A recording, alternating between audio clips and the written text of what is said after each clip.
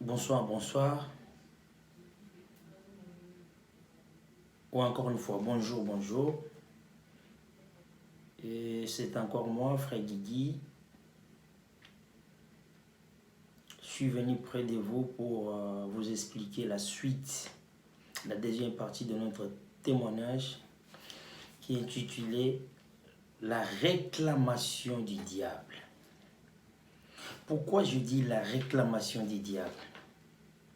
On va le décortiquer durant notre témoignage et nous allons comprendre pas mal de détails que je vais relater à tout de suite. Mais avant toute chose, nous allons prier. Nous allons demander à l'Éternel des armées qui nous garde. Père éternel, nous te disons merci, Papa. Merci l'Éternel des armées pour tout ce que tu as fait pour moi depuis le début de la journée. Si je suis là, c'est grâce à toi. Si nous résistons, c'est grâce à toi. Un grand miracle que j'ai vu aujourd'hui, mon Dieu, mon roi, tu m'as accordé la souffle de vie. Quelque chose qui est primordial dans notre vie quotidienne. Papa, je n'ai rien te donné, mais je te dis merci. Je te dis merci, Dieu de la grâce. Viens encore une fois me protéger. Je suis venu vide l'Éternel des armées. Je demande au Saint-Esprit qui vient encore une fois nous guider du début vers la fin. Viens me donner encore une fois la sagesse et l'intelligence. Cher Saint-Esprit, sois le seul maître devant moi.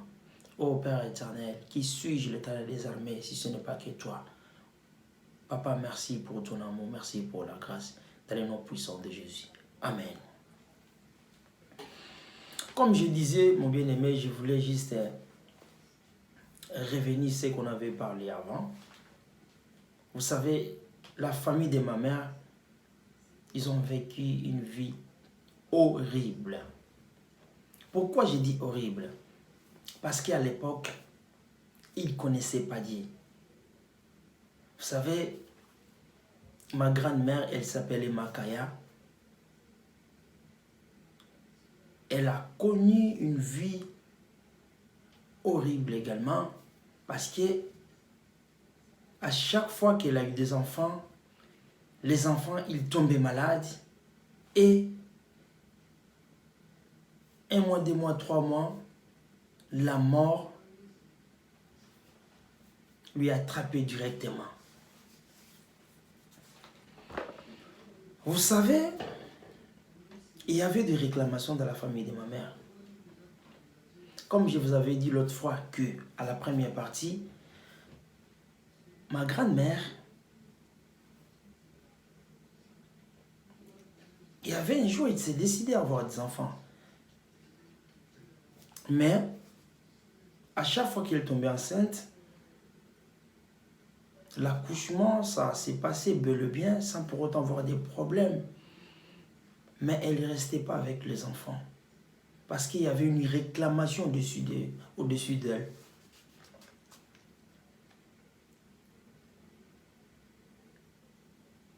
Vous savez, bien aimé, ma grand-mère, au total, elle a eu 15 enfants. 15 enfants.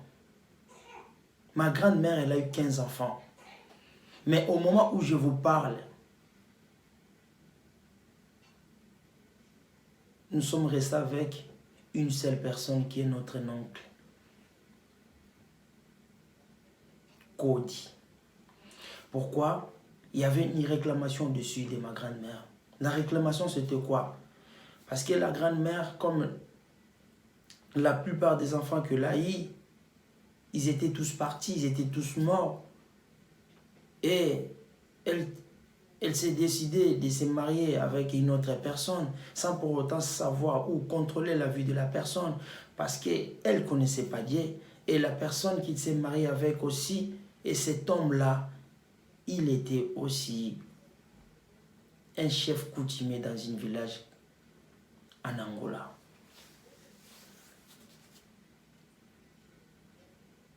Vous avez 15 enfants, 14 sont tous morts. Et en même temps, il y avait tant de sorciers, sans pour autant savoir. Il y avait tant de sorciers dans sa famille, il y avait tant de sorciers. Et la sorcellerie, il a pris une place énorme. La sorcellerie en fait, la sorcellerie a beaucoup monté. Pourquoi? Parce que personne ne connaissait Dieu. Ils avaient leurs croyances, bien-aimés. Vous savez, bien-aimés, à l'époque, les gens ne croyaient pas à Dieu. Ils avaient leur Dieu, le petit Dieu. À l'époque, il y avait des médiums, pardon. Il y avait des charlatans.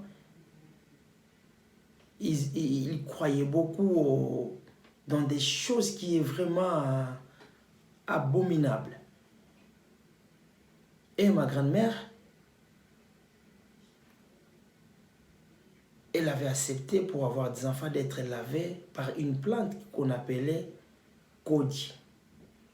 Raison pour laquelle, quand cet homme-là, il fit mon grand-père, il a lavé ma grand-mère dans une forêt, et mon grand-père là, il a fait des incantations, des imprécations, sans pour autant savoir.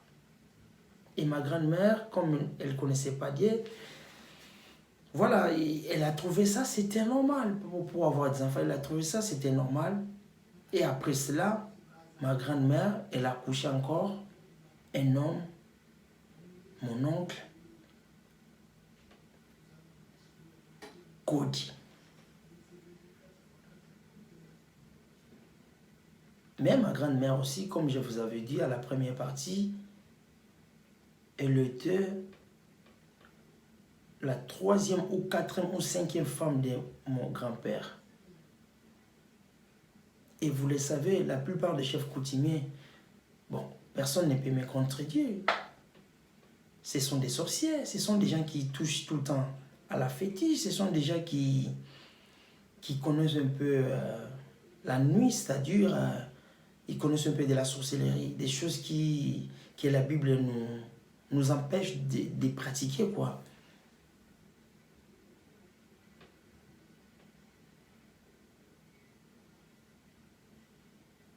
Sur 15 enfants, ma grand-mère, elle a réussi avec 2 enfants.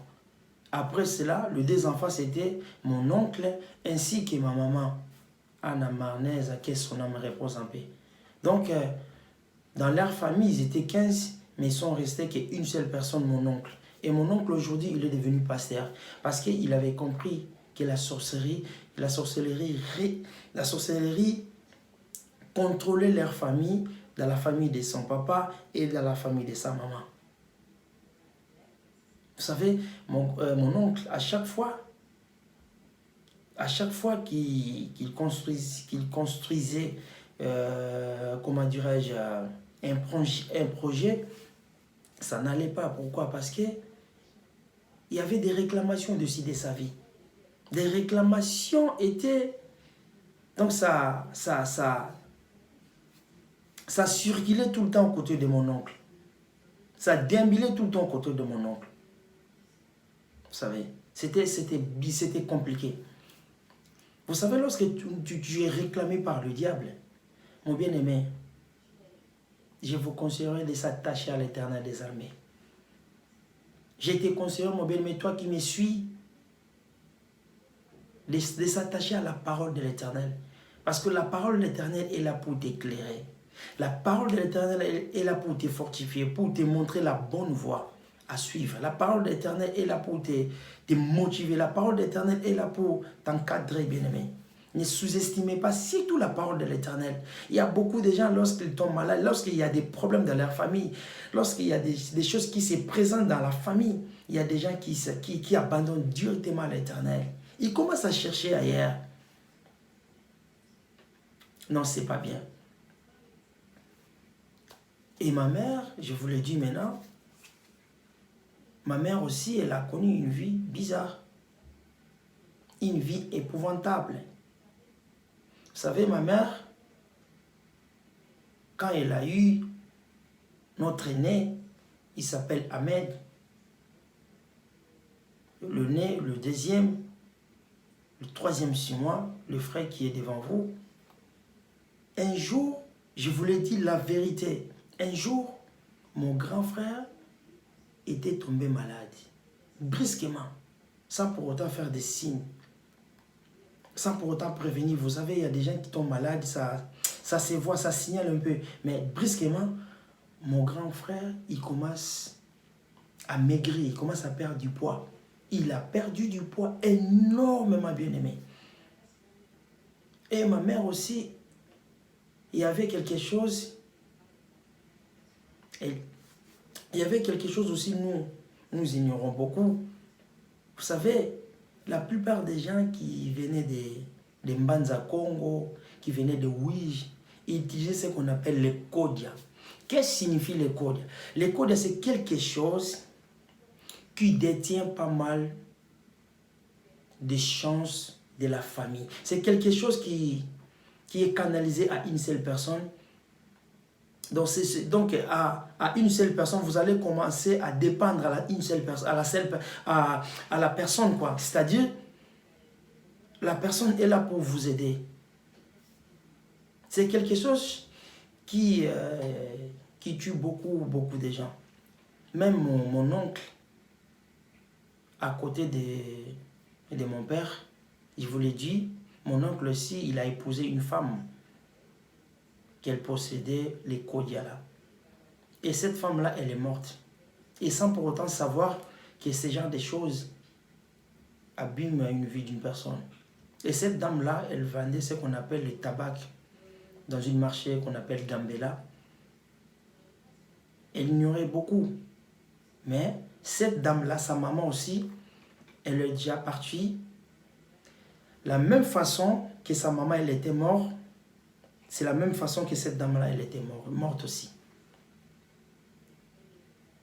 Sa maman, avant sa mort, elle ne connaissait pas de gens. Elle ne marchait pas.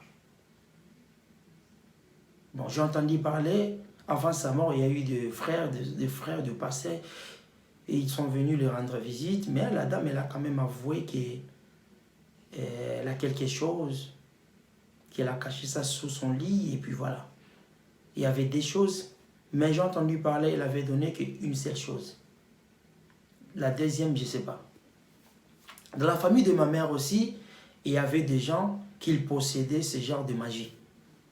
De l'école, c'est quelque chose, les gens qui connaissent bien, ils comprennent déjà. Il y avait la sorcellerie, il y avait des choses comme ça. Donc les gens ne croyaient pas en Dieu. Et ma mère aussi, comme elle ne connaissait pas l'Éternel, vous le savez, elle priait dans une église catholique. Vous savez, là où il n'y a pas Dieu, je vous l'ai dit, là où il n'y a pas Dieu. Sans mâcher mes mots, il n'y a pas Dieu. Le Dieu que nous prions, le Dieu que nous servons, c'est un Dieu qui est ressuscité parmi les morts. C'est un Dieu qui a vaincu la croix. C'est un Dieu qui a, sur la croix, il avait écrit, il avait dit tout est accompli. C'est un Dieu qui a déversé son sang pour nous sauver, pour nous ramener, pour nous ramener à la lumière. Et mon frère était tombé malade. Mon frère, il commence à perdre du poids, il commence à perdre du poids. Et il était presque pour partir, pour s'en aller, mon bien-aimé. Mais grâce à l'Éternel, mon bien-aimé, mon frère était sauvé. Mais avant cela, ma mère avait beaucoup souffert, ainsi que mon papa. Parce que mon papa, il ne comprenait pas comment.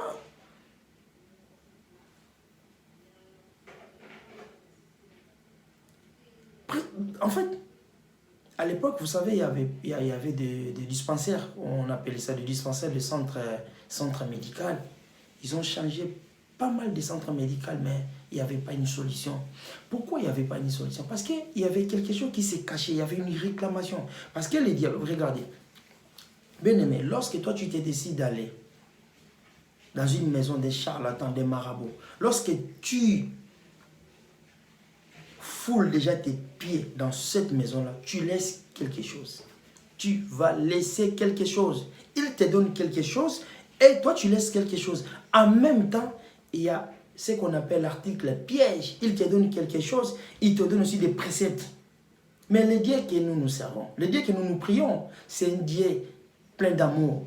C'est un Dieu qui a dit, venez à moi tous ceux qui sont chargés, fatigués, je vous donnerai du repos. Vous savez, si nous lisons dans la Bible, dans le livre de Luc 22, 31 à 32, nous lisons la Bible. Excusez-moi, nous lisons la Bible. C'est très important. Nous lisons la Bible. Luc 22, 31 à 32. Qu'est-ce que la Bible nous dit? La Bible nous dit ceci. La Bible stipule. Je vais poser maintenant le fondement. Le Seigneur dit à Simon, Simon, Satan vous a réclamé pour vous criber comme le froment. Mais j'ai prié pour toi afin que ta foi n'ait défaille point, et toi, quand tu seras converti, affermi, et tes frères. Regarde maintenant Jésus-Christ, il a dit, notre maître suprême, notre Sa Majesté, il a dit à Simon Pierre, le diable te réclame. Lorsque le diable te réclame, bien-aimé, il te réclame la nuit, il te réclame pendant la journée, il te réclame même là où tu travailles, il te réclame tes projets, il réclame tout. C'est quelqu'un qui ne nous aimait pas. Mon frère était tombé malade. Ma mère, elle avait tout donné à mon frère, mais ça ne marchait pas. Ça ne marchait pas. À chaque fois, mon frère, il vomissait. Il s'est comporté comme un... En fait, il était presque pour s'en aller, pour partir. Mais la main puissante de l'Éternel était là. La main puissante de l'Éternel était là, bien-aimé. C'était compliqué parce que, vous savez, ma mère n'a pas touché à la fétiche. Ma grand-mère aussi n'a pas touché à la fétiche. Même mon grand-père, je vous l'ai dit, moi je le confirme, il était sorcier. Parce qu'il avait laissé aussi, avant sa mort, des préceptes. Personne dans ma famille touche à la fétiche. C'est lui qui touchera à la fétiche. Sache-le que il va devenir fou. Pourquoi il avait dit ça? Il y a des gens qui ne comprennent pas. Parce qu'ils savaient déjà bel et bien. Parce que, je vous l'ai dit, j'ai entendu parler, non, lui, il fit un chef coutumier, mais s'il possédait la sorcellerie, c'était juste pour garder la famille. Je vous l'ai dit, c'est archi faux. Un sorcier ne peut jamais, je vous l'ai dit, ne peut jamais protéger la famille. Je vous l'ai dit, bien aimé, si vous avez des sorciers dans ta famille, si vous avez les codes dans ta famille, si vous avez des gens qui ont touché à la fétiche, sachez-le que dans vos familles, dans votre famille, les âmes sont vendues. Les âmes sont vendues, bien aimé. Les âmes sont vendues. Et les préceptes que mon grand-père il avait laissés, dans la famille élargie, il y a des gens qui ont touché à la fétiche, ils sont devenus fous. Ils sont devenus fous. Pourquoi ils sont devenus fous? Parce que la sorcellerie, c'est quelque chose. Vous savez, j'ai suivi un témoignage.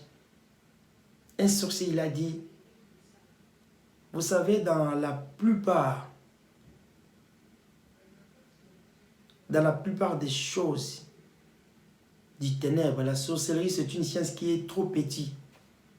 Il sert quelqu'un qui n'a... Il sert le diable, mais ils n'ont jamais vu le diable. Raison pour laquelle la plupart des sorciers deviennent aussi des magiciens pour être forts. Vous savez, ma mère, elle ne connaissait pas Dieu. Elle consultait aussi pas mal de gens, voilà, pour que son enfant soit guéri. Mais si mon frère aîné, il est toujours en vie, c'est grâce à l'Éternel, grâce à sa parole. Un jour à l'autre, je vous l'ai dit, moi aussi ma naissance était compliquée. Pourquoi ma naissance était compliquée? Parce que ma mère ne connaissait pas Dieu. Lorsque le diable réclame, parce que si sa maman, pour avoir ma mère, il y a eu des incantations, des imprécations dans une forêt pour que ma grand-mère puisse avoir ma mère. Vous croyez que le diable Vous croyez que le diable, il va te laisser? Non, bien-aimé. Si tu as compris ce genre de choses, il faut s'attacher directement à sa parole.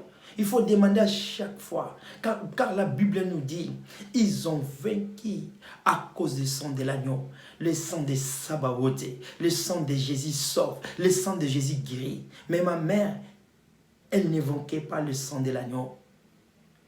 Elle s'est attachée directement à autre chose. Vous savez, moi, ma naissance était compliquée, bien aimé. Vous savez, quand j'ai eu l'âge de 5 ans ou 6 ans, ma mère m'avait abandonné. Pourquoi ma mère m'avait abandonné? Parce que j'ai tombé tout le temps malade. Vous savez, ceux qui connaissent l'hôpital de Kalembe-Lembe, ça se trouve plus précisément dans la ville de Kinshasa, en RDC. Bien aimé, je vous l'ai dit vrai. Dans les 30 jours ou 31 jours du mois,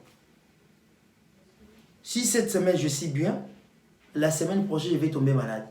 Si cette semaine je suis bien, la semaine prochaine je vais tomber malade. J'étais tout le temps malade. J'étais tout le temps malade. À cause de quoi? La réclamation. Diable me réclamait tout le temps. Je ne connaissais pas Dieu. Je ne connaissais pas Dieu. Et puis, ma mère nous a ramenés tous dans une église catholique. On priait là-bas.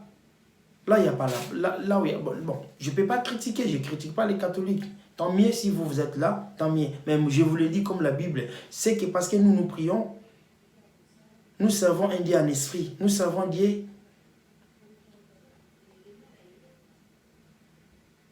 Un Dieu qui parle, un Dieu qui sauve. Ce n'est pas un Dieu qui est crucifié jusqu'à aujourd'hui. Ce n'est pas Jésus que vous avez l'habitude de nous montrer. Un Jésus qui est tout le temps sur le bois. Non. Nous servons un Dieu qui a ressuscité parmi les morts. Et je te salue, toi qui me suis, mon frère américain, double métro à Rennes. Je te salue en passant, bien-aimé.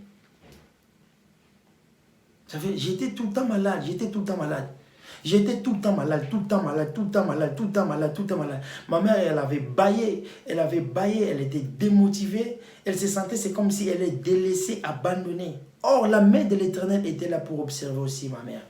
Ma mère, un jour, elle m'a pris,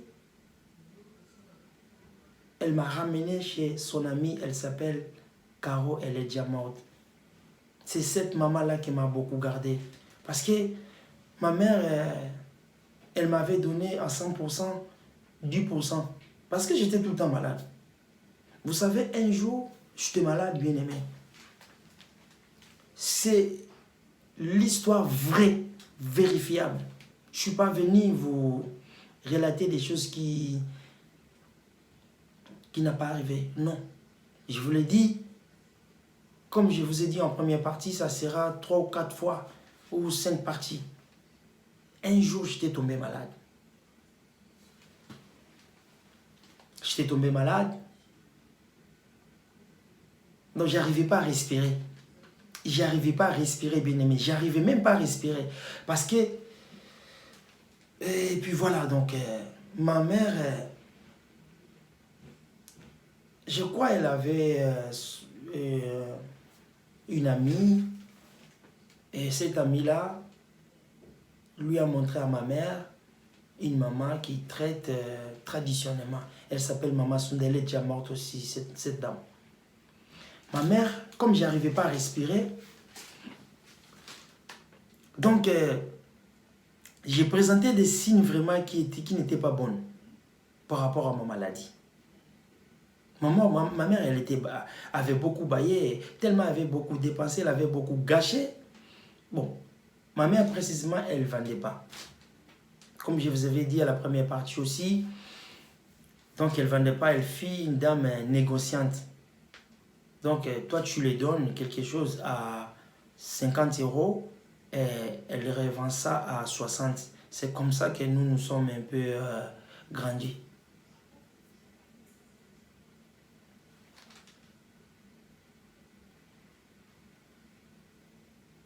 Vous savez, bien aimé Moïse, même Moïse était réclamé par la colère de ses parents. Dieu lui a dit de frapper. Dieu lui a dit de frapper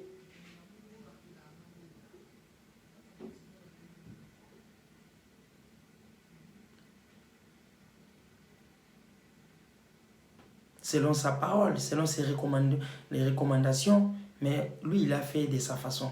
Raison pour laquelle Moïse n'a pas mérité la terre promise. Lui qui était de la famille de Lévi. Ma mère, on lui a montré cette dame.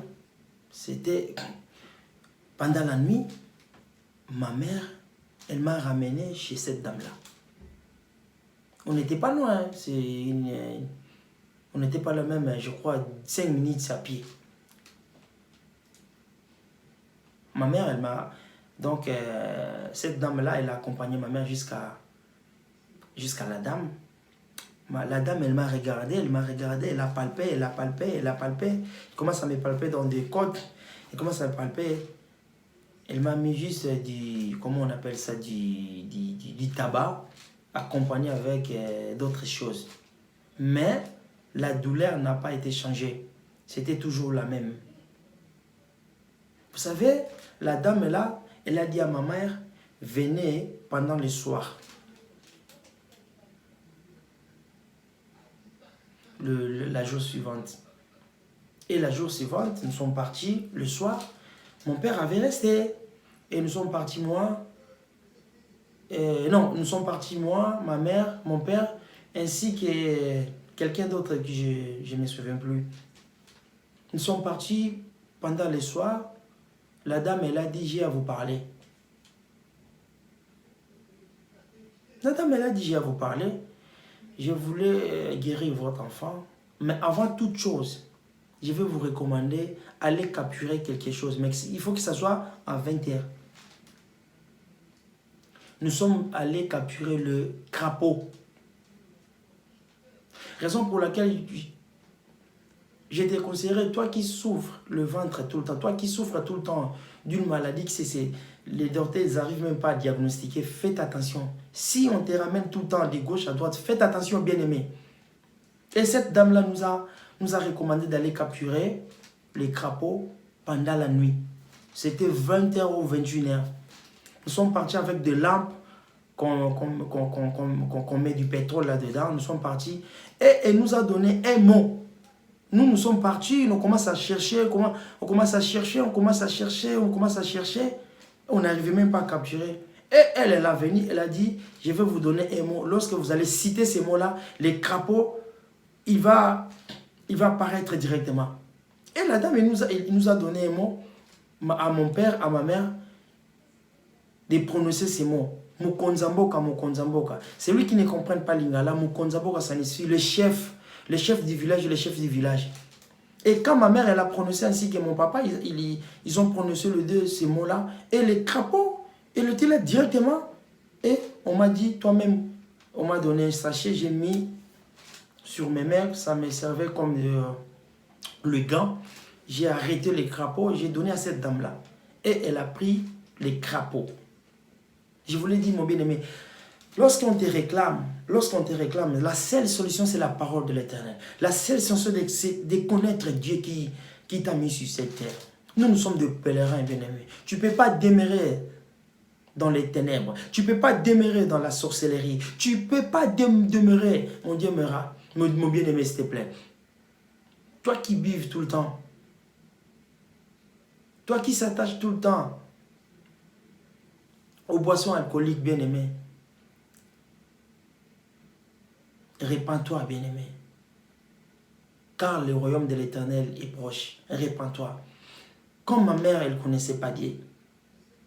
Et cette dame-là, elle a pris les crapauds. Nous sommes partis chez elle. Elle m'a déshabillé à la présence de mes parents.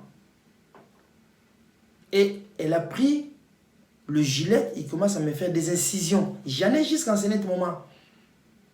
Ça fait longtemps, mais j'en ai. Je me souviens de cela. Vous savez, il commence à faire des incisions, il commence à faire des incantations, des imprécations sur moi. Il commence à faire ça. Et en finissant de faire ça, de me faire des incisions, elle a pris les crapauds à bouche ouverte. Les crapauds, ils commencent à me sucer, tu vois. Mais comment on appelle ça? Le sang qui était sorti. Et elle a pris encore du tabac, elle m'a mis là-dessus. C'était pendant le soir. Parce qu'elle n'a pas voulu qu'on vienne pendant la journée. Cette dame-là, regardez ce qu'elle a fait sur moi. Raison pour laquelle j'ai connu pas mal de problèmes, des accidents. Je vais vous relater après. Bien aimé, j'ai connu des accidents, des problèmes énormes, comme il y avait la sorcellerie dans la famille de ma mère, dans la famille de mon père. Et je vous l'ai dit, sans pour autant oublier, dans la famille de mon père aussi,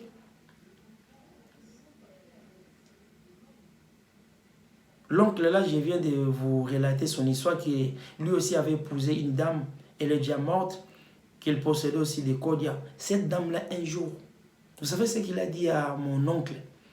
Non, parce que mon oncle, là, il habitait chez elle. Avec mon oncle et cette dame-là, ils ont fait 4 enfants, non, 3 enfants, ils ont resté avec des enfants. Et cette dame-là, elle a eu une séparation avec mon oncle lorsqu'elle a eu son premier enfant. Et s'est engagée avec une autre personne, ils ont fait encore des enfants.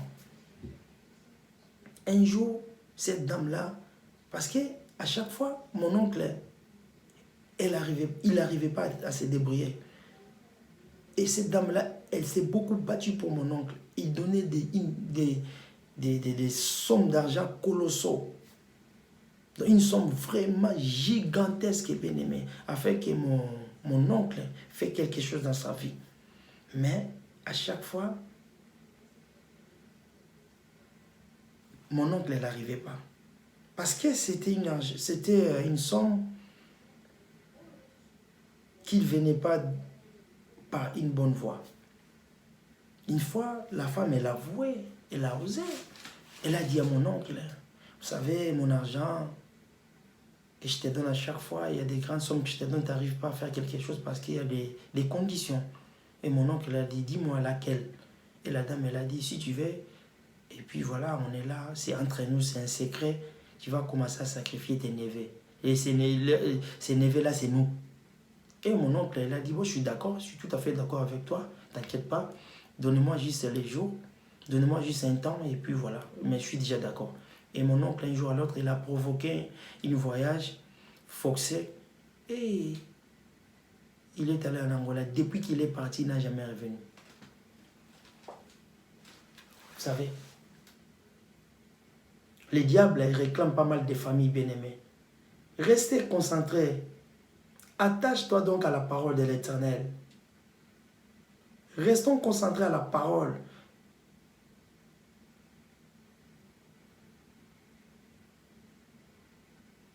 David, il l'a dit, bien-aimé, j'étais jeune, j'ai grandi, je n'ai jamais vu un juste abandonné. Je n'ai jamais vu un juste abandonné, bien-aimé. Si Simon-Pierre, je vous l'ai dit, il était avec Jésus, le diable le réclamait. Maintenant, toi, tu n'as jamais été avec Jésus. Mais si nous sommes avec Jésus, si nous ne sommes pas dans la chair, mais en esprit, on est avec Jésus. Toi, tu es tout le temps distrait d'aller consulter des marabouts, des charlatans. Toi, tu es tout le temps distrait d'aller se confier avec des gens qui font les incantations, les imprécations. Tu vas mourir, bien-aimé. La Bible nous dit, après la mort vient le jugement. Prépare-toi.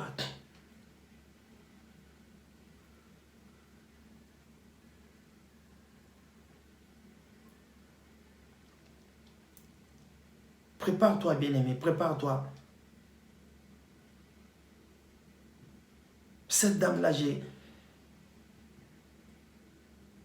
ne sais même pas dans quel esprit elle m'a traité. Je ne sais pas dans quelle façon elle m'a traité.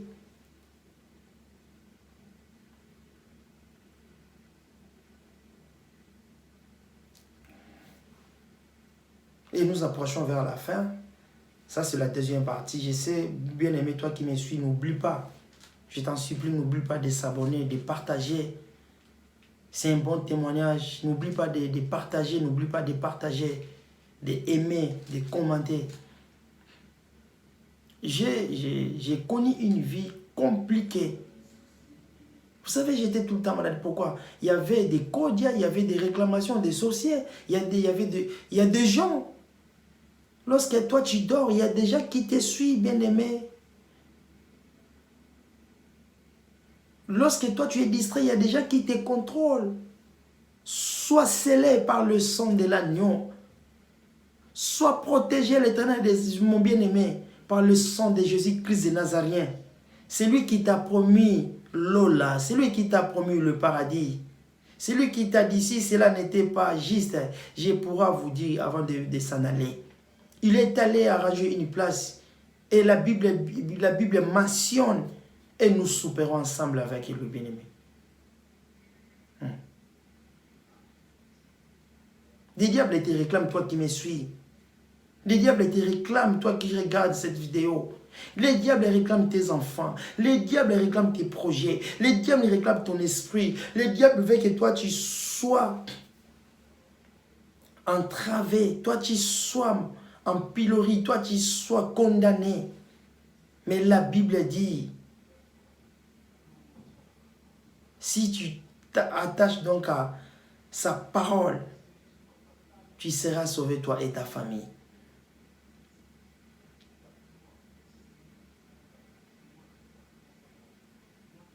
À un moment donné, vous savez, quand j'étais petit, j'étais devenu aussi monologue. J'ai parlé tout seul. J'ai parlé tout seul. Tout ça à cause de ça. J'ai parlé tout seul.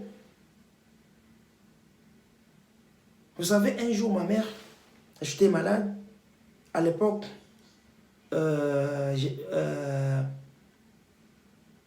j'étais malade. Ma mère, elle m'a ramené dans un hôpital. Vous savez, en sortant de la porte de l'hôpital, il y avait une voiture. Nous ne savons pas d'où il venait. Cette voiture, il a ravagé directement ma mère. Moi et ma mère, nous sommes retrouvés sous la voie de drainage d'eau.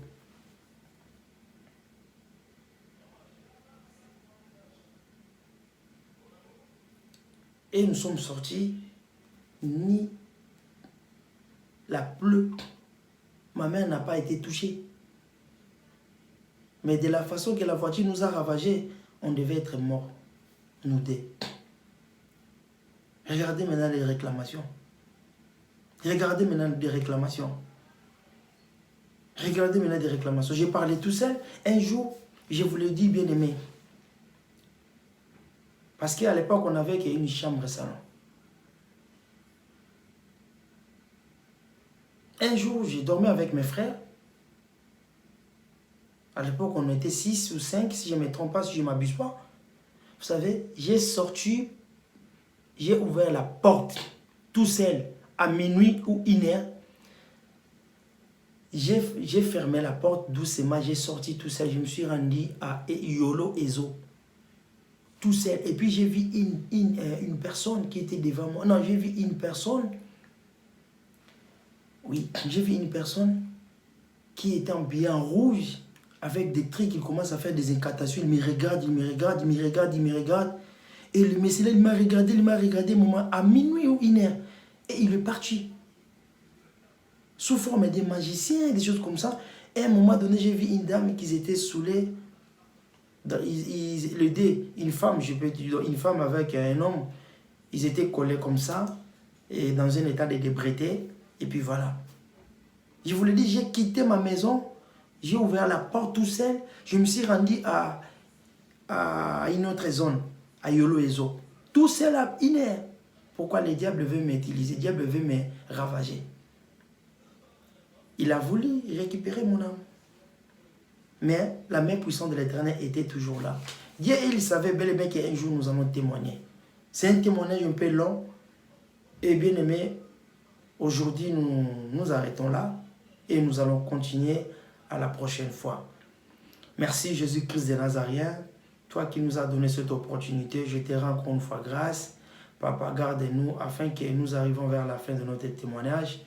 Que la main puissante de l'Éternel nous garde, ainsi que ma famille, et toi qui me suis, dans le nom puissant de Jésus-Christ de Nazarien. Amen.